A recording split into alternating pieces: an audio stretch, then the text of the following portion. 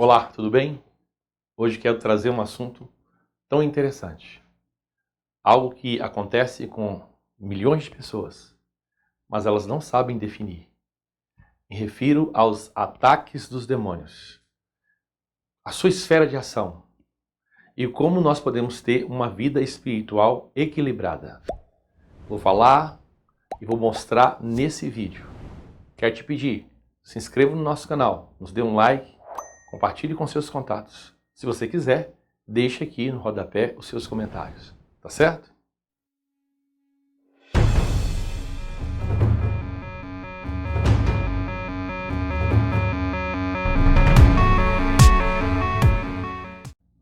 Então, vamos lá ao nosso estudo. Quero falar sobre as ciladas de Satanás, os ataques do diabo. Como podemos prevalecer e como podemos resisti-lo.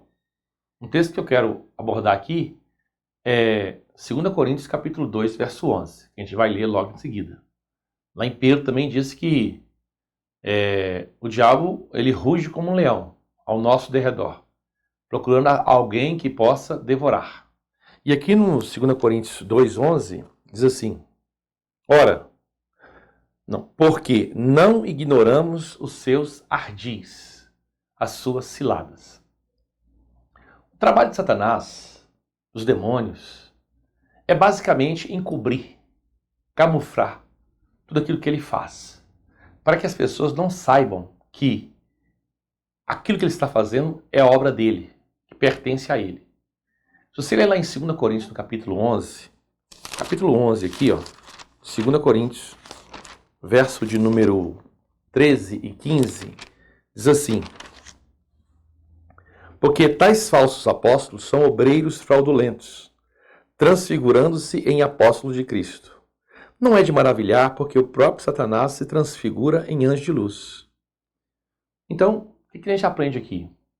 Que o diabo, ele, para enganar, ele se mostra de uma forma piedosa.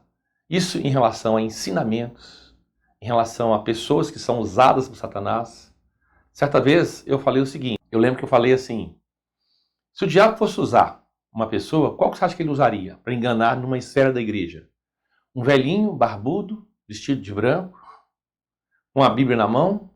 Ou uma pessoa com unhas enormes, vestido de preto, uma pessoa com presas enormes? Quais dessas pessoas ele iria usar para enganar? Percebe? Então, porque para os homens a aparência é tudo, né? Então, todas as obras de Satanás são feitas debaixo da cobertura do engano. Tipo assim, meias verdades ou verdades contaminadas. É coisa que tem verdade, mas está contaminado com alguma coisa que não é segundo a vontade e os princípios das Sagradas Escrituras. É uma forma de enganar. O princípio de Babilônia é misturar as coisas de Deus com as coisas do mundo, as coisas da carne com as coisas do Espírito. A palavra de Deus com tradições humanas. Tudo misturado. Entendeu? Verdades com mentiras. Você vai ver lá em 2 Tessalonicenses, capítulo 2, verso de número 9, até o verso 12.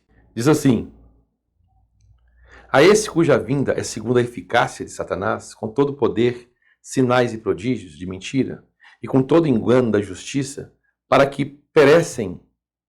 que perecem, porque não recebem o amor da verdade para se salvarem, e por isso Deus lhes enviará a operação do erro, para que creiam na mentira.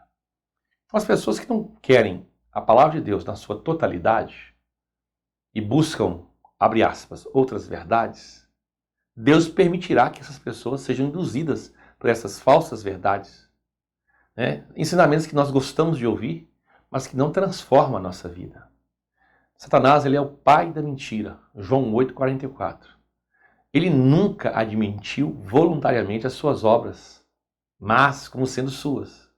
Se você quer realmente entender como é que funciona o mundo espiritual, você precisa discernir o mundo espiritual, né? Precisamos discernir todas essas coisas, tá certo? E aí, veja bem, como que eu posso discernir? Bom, de um certo ponto de vista, a gente pode considerar tudo que acontece na nossa vida, tudo, como sendo algo natural, porque muitas coisas são naturais. Algo como sendo circunstancial algo como sendo ocasional, algo como sendo acidental ou algo como sendo espiritual. Nem tudo é Satanás.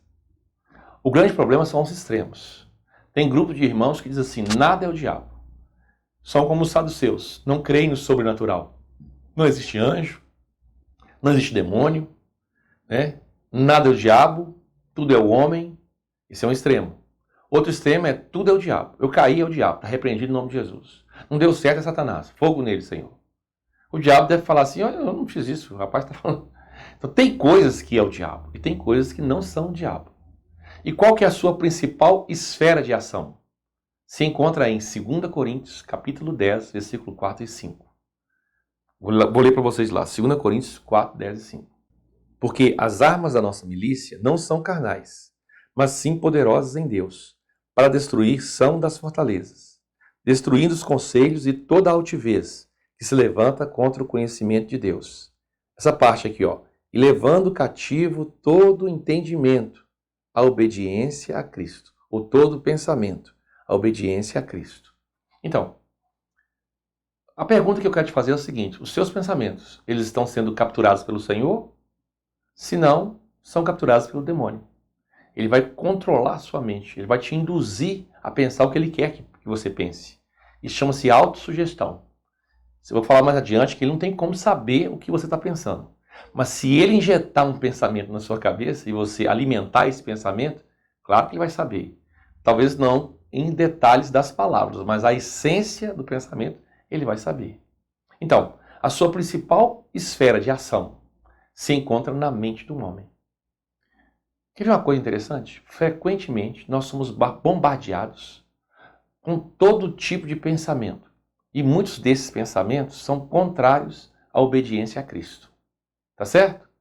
Aí você vê o seguinte.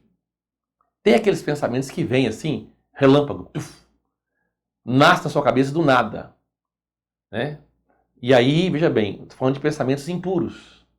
Por quê? Porque todos os pecados, eles ocorrem primeiro na mente. Então, muitos filhos de Deus não reconhecem esses pensamentos que aparecem na mente como sendo um pensamento dado por Satanás. Por quê?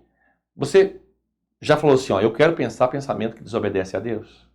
Não. Mas esses pensamentos não nascem na sua cabeça? Então não são seus. Claro, se você não quer pensar e eles aparecem, outro está colocando esse pensamento na sua mente. Principalmente pensamentos na área sexual. Por quê? Porque quando Satanás tenta uma pessoa, ele não coloca rótulo no pensamento. Dizendo assim, ó, esse pensamento aí, ele vai a um pensamento aí satânico, quentinho, para que você comece a pensar em pornografia, para que você possa se masturbar, para que você possa desejar a vizinha. Ele não faz isso. Ele lança o pensamento vem até a sua mente.